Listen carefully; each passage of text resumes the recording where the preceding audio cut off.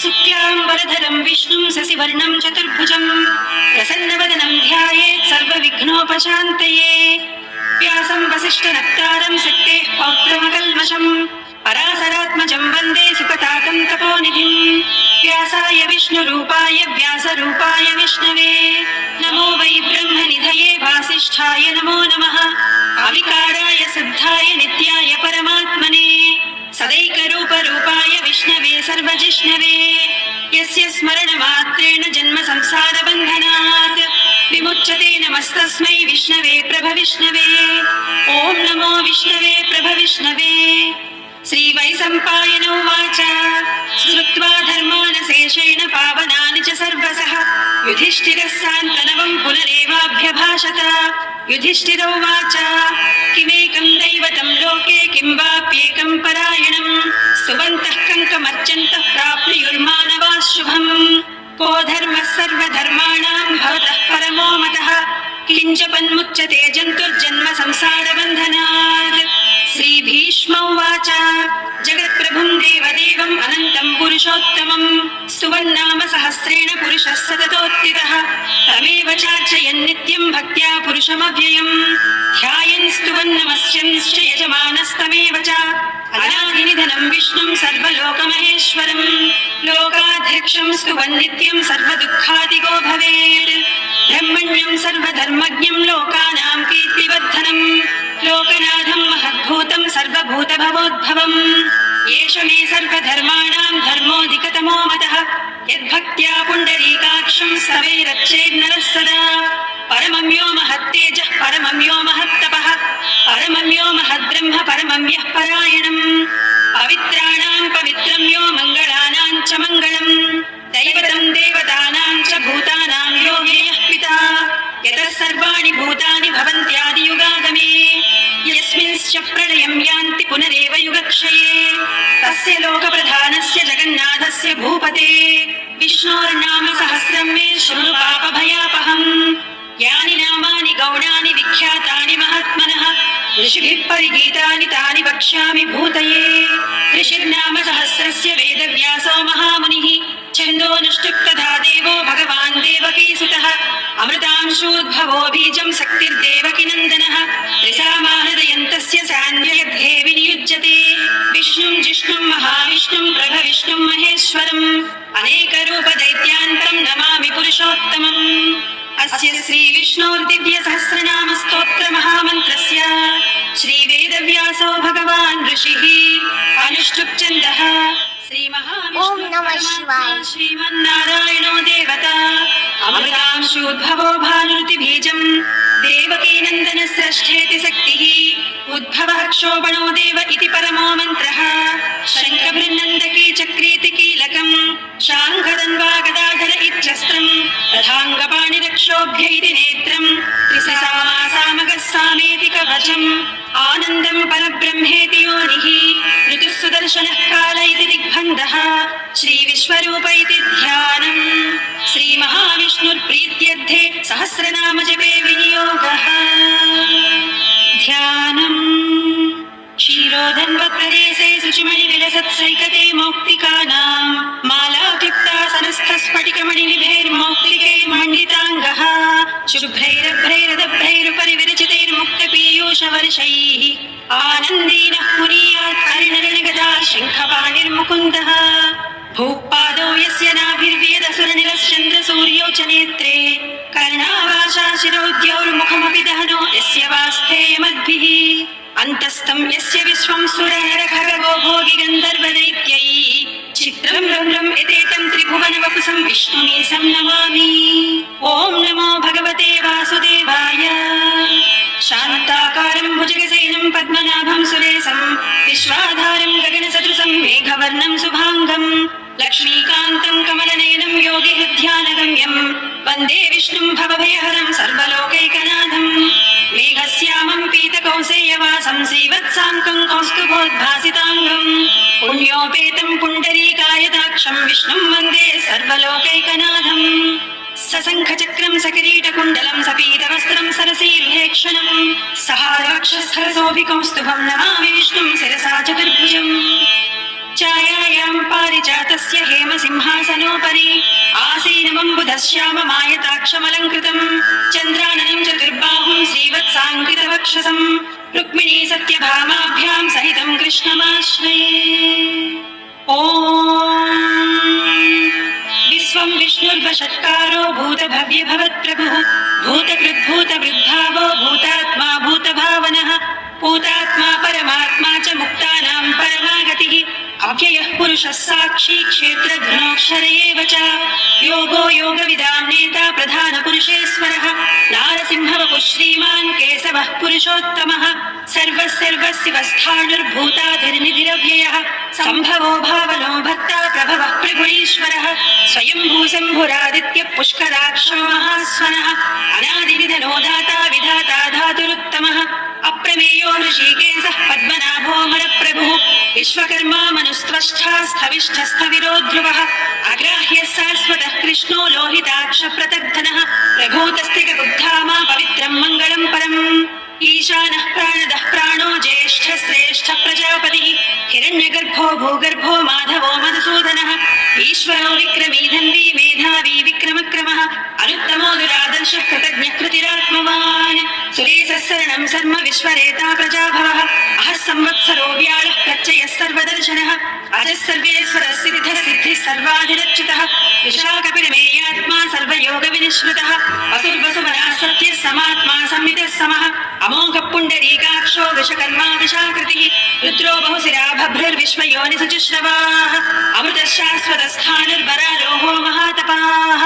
सर्वगः सर्वविद्भानुर्विश्वक्सेनो जनार्दनः वेदो वेदविदव्यङ्गो वेदाङ्गो वेदवित्कविः लोकाध्यक्षः सुराध्यक्षो धर्माध्यक्षः कृताकृतः चतुरात्मा चतुर्व्यूह चतुर्द्रंशुरश्चतुर्भुजः भ्राजिष्णुर्भोजनं भोक्ता सहिष्णुर्जगदादिजः अनघो विजयो जेता विश्वयोनिर्पुनर्वसुः उपेन्द्रो वामनः प्रांसुरमोघः सुचिरोर्जितः अतीन्द्रः सङ्ग्रहः सर्गो धृतात्मा नियमो यमः वेद्यो वैद्यः सदा योगी वीरः माधवो मधुः अतीन्द्रियो महामायो महोत्साहो महाबलः महाबुद्धिर्महावीर्यो महाशक्तिर्महाद्युतिः अनित्यस्य वपुः श्रीमानमेयात्मा महाघृतः महेश्वासो महीभर्ता श्रीनिवासः सताङ्गतिः अनिरुद्धः सुरानन्दो गोविन्दो गोविदाम्पतिः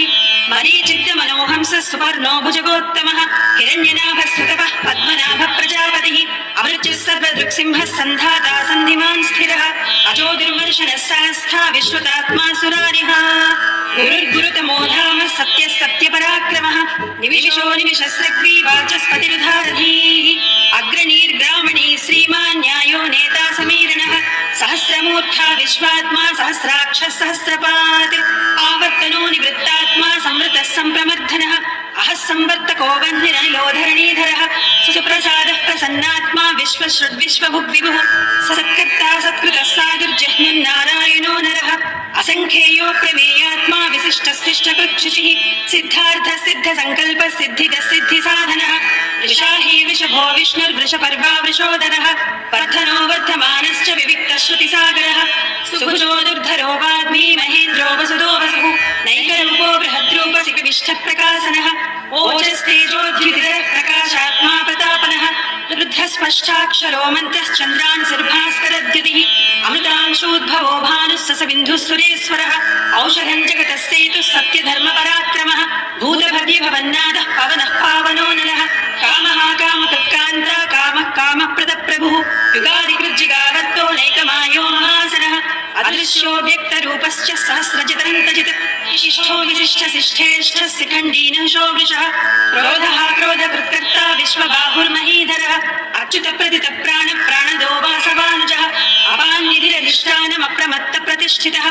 स्कन्दस्कन्दधरो धुर्यो वरदो वायुवाहनः वासुदेवो बृहद्भानुरादिदेवः पुरन्दरः अशोकस्तारणस्तारः सूरः सौरिज्जनेश्वरः अनुकूलः सतावर्तः पद्मी पद्मनिभेक्षणः पद्मनाभोरविन्दाक्षा पद्मगर्भः शरीरभृत् महद्भिवृद्धो वृद्धात्मा महाक्षो गरुडध्वजः अतुलः वृषभो भीमः समयज्ञो हविर्हरिः स सर्वलक्षणलक्षण्यो लक्ष्मीवान् समितिञ्जयः विक्षरो रोहितो मार्गो हेतुर्दामोदरः सः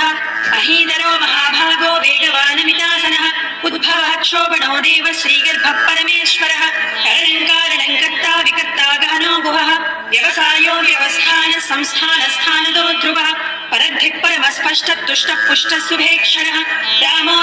विरजो मार्गो नेयो नयोनयः वीरशक्तिमतां श्रेष्ठो धर्मो धर्मविदुत्तमः वैकुण्ठः पुरुषप्राण प्राणद प्रणवप्रभुः हिरण्यगर्भः शत्रुघ्नो व्याप्तो वायुरधोक्षजः ऋतुसुदर्शनः कालः परमेष्ठी परिग्रहः उग्रः संवत्सरो दक्षो विश्रामो विश्वदक्षिणः विस्तारस्तावरस्तानुप्रमाणं बीजमव्ययम् अर्धो नद्धो महाकोशो महाभोगो महाधनः अनिर्विण्णः सखविष्टो भूर्धर्मयूपो महामखः न नक्षत्रनेमिर्नक्षत्री क्षमक्षामः समीहनः यज्ञैज्यो महेज्यस्य क्रतुः सताङ्गतिः सर्वदर्शी निवृत्तात्मा सर्वज्ञो ज्ञानमुत्तमम् सुहृदः सुमुखः सूक्ष्मः सुघोषः सुखदः सुहृत् मनोहरो जितक्रोधो वीरबाहुर्विदारणः स्वापनस्वपसो व्यापी नैकात्मा नैककर्मकृत् वत्सलो वत्सी रत्नगर्भो धनेश्वरः धर्मकुद्धर्मी सदसक्षरमक्षरम् अविज्ञाता सहस्रांशुर्विधाता कृतलक्षणः गभस्तिनेमिः सत्त्वस्थः सिंहो भूतमहेश्वरः आदिदेवो महादेवो देवेशो देवभृद्गुरुः उत्तरो गोपतिर्गोक्ता शरीरभूतवृद्भोक्ता कपीन्द्रो भूरिदक्षिणः सोमपोऽमृतपः सोमः पुरुजित्पुरुसत्तमः विनयोजयः सत्यसन्धो दासार्हः सात्वतां पतिः जीवो विनयिता साक्षी मुकुन्दोमितविक्रमः अम्बोनिधिरनन्तात्मा महोदधिशयोऽन्तकः अजो महर्हः स्वाभाव्योजितामित्रप्रमोदनः आनन्दो नन्दनो नन्दः सत्यधर्मा त्रिविक्रमः महर्षिकपिलाचार्य कृतज्ञो मेधिनीपतिः त्रिपदस्त्रिदसाध्यक्षो महाशृङ्गकृतान्तकृत् महावराहो गोविन्दः सुषेणः कनकाङ्गदी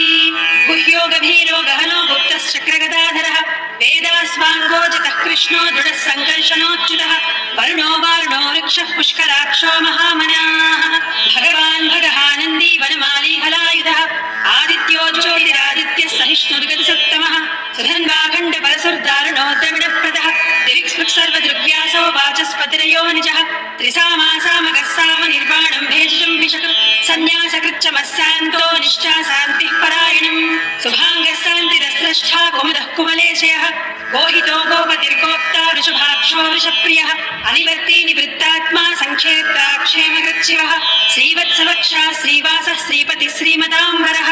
श्रीरश्रीश श्रीनिवासः श्रीनिधिः श्रीविभावनः श्रीधर श्रीकर श्रेयः श्रीमान् लोकत्रयाश्रयः स्वक्षस्वङ्गः सदानन्दो नन्दिर्ज्योतिर्गणेश्वरः विजितात्मा विधेयात्मा सत्कीर्तिश्चिन्न संशयः उदीर्णः सर्वतक्षक्षुत् अनीसः शाश्वतस्थिरः भूषयो भूषणो भूतिर्विशोकशोकनाशनः अत्युष्मानुर्चितः कुम्भो विशुद्धात्मा विशोधनः अनिरुद्धो प्रतिरथ प्रद्युम्नोमितविक्रमः कालनेमिनिहावीरः सौरिः सूरजनेश्वरः त्रिलोकात्मा त्रिलोकेशः केशवः केशिहा हरिः कामदेवः कामपालः कामी कान्तकृतागमः अनिर्देश्य वपुर्विष्णुर्वीरोऽनन्तो धनञ्जयः ब्रह्मण्यो ब्रह्मकृद्ब्रह्मा ब्रह्म ब्रह्मविवर्धनः ब्रह्मविद्ब्राह्मणो ब्रह्मी ब्रह्मज्ञो ब्राह्मणप्रियः महाक्रमो महाकर्मा महातेजा महोरगः महाकृतिर्महायज्वा महायज्ञो महाहविः स्तव्यस्तव प्रियस्तोत्रं स्तुतिस्तोतारणप्रियः पूर्णपूरयिता पुण्यः पुण्यकीर्तिरनामयः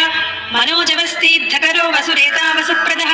वसुप्रदो वासुदेवो वसुर्वसुमना हविः सद्गतिः सत्कृतिः सत्ता सद्भूतिः सत्परायणः सूरसेनो यदुश्रेष्ठः सन्निवासः सुयामुनः भूतावासो वासुदेवः सर्वासु निलयो नलः दर्पः दर्पदो दृप्तो दुर्धरोधा पराजितः ओम नमः शिवाय महामूर्तिर्तीव्रमूर्तिरमूर्तिमान् अनेकमूर्तिरव्यक्तः शतमूर्तिः सदाननः एकोनैकः सवः किम् एतत्पदमनुत्तमम् लोकबन्धुर्लोकनाथो माधवो भक्तवत्सलः सुवर्णवर्णो हेमाङ्गो वराङ्गश्चन्दनाङ्गदी वीरः विषमः शून्यो वृताशीरसलश्चलः अमानीमानदो मान्यो लोकस्वामी त्रिलोकधृत् सुमेधा मेधजोधन्यः सत्यमेधाधराधरः तेजो वृषोद्युतिधरः सर्वशस्त्रभृताम्बरः प्रग्रहो निग्रहो व्यग्रो चतुर्बाहुश्चतुर्बाहुश्चतुर्बाहुश्चतुर्बाहुश्चतुर्बाहुश्चतुर्बाहुश्चतुर्बाहुश्चतुर्नैकशृङ्गो गदाग्रजः चतुर्मूर्तिश्चतुर्बाहुश्चतुर्व्यूहश्चतुर्गतिः चतुरात्मा चतुर्भावश्चतुर्वेदविदेकपात् समावर्तो निवृत्तात्मा दुर्जयो दुर्विक्रमः दुर्लभो दुर्गमो दुर्गो दुरावासो दुरारिः शुभाङ्गो लोकसारङ्गः सुतन्तुस्तन्तुवर्धनः इन्द्रकर्मा महाकर्मा कृतकर्मा कृतागमः उद्भवः सुन्दरः सुन्दो रत्ननाभः सुलोचनः अर्को वाजसनशृङ्गी जयन्तः सर्वविज्जयी सुवर्णबिन्दुरक्षोभ्यः सर्ववागीश्वरेश्वरः महाह्रदो महाकर्तो महाभूतो महानिधिः कुमुदः कुन्दरः कुन्तः पर्जन्यः पावनोऽनिलः अमृतांसोऽमृतवपुः सर्वज्ञः सर्वतोमुखः सुलभः सुव्रतश्चित्तश्चत्रुजिश्चत्रुतापनः निग्रोधोदुम्बरो स्वस्थः क्षाणूरान्ध्रनिषूधनः सहस्रार्चिः सप्तजिह्वः सप्तैधा सप्तवाहनः अमूर्तिगणभोजिञ्चो भयकृद्भयनाशनः अनुगृहत्कुशस्थूलो गुणभर्निर्गुणो महान् अधृतस्वधृतस्वास्थ्य प्राग्वंसो वंशवर्धनः भारभृत्कथितो योगी योगी सर्वकामदः आश्रमश्रमणक्षामः सुपर्णो वायुवाहनः धनुर्धरो धनुर्वेदो दण्डो दमयितादमः अपराजितः सर्वसहो नियन्ता नियमो यमः सत्त्ववान् सात्विकः सत्यः सत्यधर्मपरायणः अभिप्राय प्रियार्होर्ह प्रियकृत्प्रीतिवर्धनः विहाय सगतिर्ज्योतिः सुरुचिर्हुतभुग्विभुः रविर्विलोचनः सूर्यः सवितारविलोचनः अनन्तो हुतबुद्धोक्ता सुखधोनैकदोऽग्रजः अनिर्विण्णः सदामर्षि लोकाधिष्ठानमद्भुतः सनातनतमः कपिलः कपिलव्ययः स्वस्तितः स्वस्ति कृस्वस्ति स्वस्ति भुक् स्वस्ति दक्षिणः आरौद्रः कुण्डली चक्री विक्रम यूजितशासनः सत्राधिकः सप्तसहस्रशिरः सर्वरीकरः अक्रूरप्येसरो दक्षो दक्षिणः क्षमिणाम्बरः विद्वत्तमो वीतभयः पुण्यश्रवणकीर्तनः उत्तारणो दुष्कृतिः पुण्यो दुःस्वप्ननाशनः वीरः रक्षणः सन्तो जीवनः पर्यवस्थितः अनन्तरूपोऽनन्तश्रीजितमन्युर्भयापहः चतुरस्रोगवीरात्मा इति सौर्यादिसोदिसः अनादिर्भूर्भुवो लक्ष्मी सुवीरो रुचिराङ्गदः जननो जनजन्मादिर्भीमो भीमपराक्रमः आधारनिलयोधाता पुष्पहासप्रजागरः ऊर्ध्वगः सत्पदाचार प्राणदः प्रणवप्रणः प्रमाणं प्राणनिलयः प्राणभृत्प्राणजीवनः तत्त्वं तत्त्वविदेकात्मा जन्ममृत्युजरादिकः भूर्भुवस्वस्थरुस्तारः सविता प्रवितामहः यज्ञो यज्ञपतिर्यज्वा यज्ञाङ्गो यज्ञवाहनः यज्ञभृत् यज्ञकृत् यज्ञी यज्ञभुक् यज्ञसाधनः यज्ञान्तकृत्यज्ञगुह्यमन्नमन्नादयेव च आत्मयोनिस्वयं जातो वैखानः सामगायनः देवकीनन्दनः स्रष्टा क्षिति सप्पापनाशनः शङ्खभृन्नन्दकी चक्री शाङ्घरन्वागदाधरः तथाङ्गपाणिरक्षोभ्यः सर्वप्रहरणायुधः श्रीसर्वप्रहरणायुध ॐ नम इति वनमालीगरीशाङ्घी शङ्खी चक्री च नन्दकी श्रीमान्नारायणो विष्णुर्वासुदेवोऽभिरक्षतु वनमालीगरीशाङ्घी शङ्खी चक्री च नन्दकी श्रीमान्नारायणो विष्णुर्वासुदेवोऽभिरक्षतु वनमालीगरीशाङ्घी शङ्खी चक्री च नन्दकी श्रीमान्नारायणो विष्णुर्वासुदेवोऽभिरक्षतु श्रीवासुदेवोऽभिरक्षतु ॐ नम इतीदं कीर्तनीयस्य केशवस्य महात्मनः नाम्नां सहस्रं दिव्यानामशेषेण प्रकीर्तितं यैदं शृणुयात् नित्यं यच्छापि परिकीर्तयेत् नाशुभं प्राप्नुयात् किञ्चित् सोमुत्रेह च मानवः वेदान्तको ब्राह्मणः स्यात् क्षत्रियो विजयी भवेत् वैश्यो धनसमृद्धः स्यात् शूद्रः सुखमवाप्नुयात् धर्मार्थी प्राप्नुयात् धर्ममध्यार्थी चार्थमाप्नुयात् कामानवाप्नुयात् कामी प्रजार्थी चाप्नुयात् प्रजाः भक्तिमान्यः सदोत्थाय शुचिः सद्गतमानसः सहस्रं वासुदेवस्य नाम्नामेतत् प्रकीर्तयेत् यशः प्राप्नोति विपुलं याति प्राधान्यमेव च अचलां श्रियमाप्नोति श्रेयः प्राप्नोत्यनुत्तमम् न भयं क्वचिदाप्नोति वीर्यं तेजश्च विन्दति भवत्यरोगो द्युतिमान् बलरूपगुणान्वितः रोगात्तो मुच्यते रोगात् बद्धो मुच्येत बन्धनात् भयान्मुच्येत भीतस्तु मुच्येतापन्न आपदः दुर्गान्यतितरस्यासौ पुरुषः पुरुषोत्तमं स्तुवन्नाम सहस्रेण नित्यं भक्तिसमन्वितः वासुदेवाश्रयो मत्यो वासुदेवपरायणः सर्वपापविशुद्धात्मा याति ब्रह्म सनातनं न वासुदेव भक्तानाम् अशुभं विद्यते क्वचित् जन्म मृत्युजरा व्याधि भयं नैवोपजायते इमं स्तवमिधीयान शतधा भक्तिसमन्वितः युज्येतात्मसुखशान्ति श्रीधृतिस्मृतिकीर्तिभिः न क्रोधो न च मात्सर्यं न लोभो नाशुभामतिः भवन्ति कृतपुण्यानां भक्तानां पुरुषोत्तमे रौस्रचन्द्रार्कनक्षत्रं खम्दिसो भूर्महोदधिः वासुदेवस्य वीर्येण विद्युतानि महात्मनः ससुरासुरगन्धर्वं సయక్షోరగరాక్షసం జగద్వసే వర్తతేదం కృష్ణస్య సచరాచరం ఇంద్రియాణి మనోబుద్ధిః సత్వం తేజోబలం ధృతిః వాసుదేవాత్మకాన్యాహుః క్షేత్రం క్షేత్రజ్ఞ ఏవ చ సర్వాగమానామాచార ప్రథమం పరికల్పతే ఆచార ప్రభవో ధర్మో ధర్మస్య ప్రభురచ్యుతః ఋషయః పితరో దేవా మహాభూతాని ధాతవః జంగమాజంగమం ఛేదం జగన్నారాయణోద్భవం యోగో జ్ఞానం తథా సాంఖ్యం విద్యా శిల్పాది కర్మ చ వేదా శాస్త్రాణి విజ్ఞానమేతత్ సర్వం జనార్దనాత్ ఏకో విష్ణుర్మహద్భూతం పృథగ్భూతాన్యనేకశః త్రీన్ లోకాన్ వ్యాప్య భూతాత్మా భుంక్తే విశ్వభుగవ్యయః ఇమం స్తవం భగవతో విష్ణోర్వ్యాసేన కీర్తితం పఠేద్య ఇచ్ఛేత్ పురుషः శ్రేయ ప్రాప్నుం సుఖాని చ విశ్వేశ్వరమజం దేవం జగతః ప్రభుమవ్యయం భజంతి ఏ పుష్కరాక్షం నతే యాంతి పరాభవం ఓం నమ ఇతి అర్జునోవాచ పద్మపత్ర విశాలాక్ష పద్మనాభ సురోత్తమ భక్తానామనురక్తానాం త్రాతా భవజనార్దన శ్రీ భగవానువాచ యో మాం నామ సహస్రేణ స్తోతుమిచ్చతి పాండవ సోహమేకైన శ్లోకేన స్తుత ఏవ న సంశయ ఓం నమ ఇతి వ్యాసోవాచ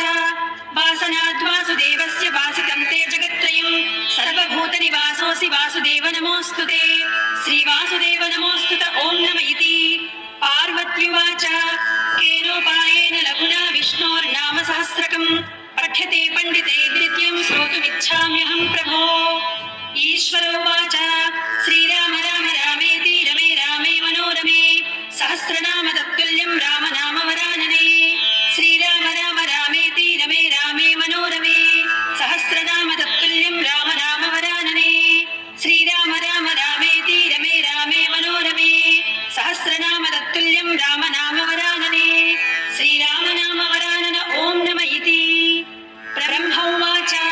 నమోస్త్వనంతాయ సహస్రమూర్తయే సహస్రపాదాక్షి శిరోరుబాహవే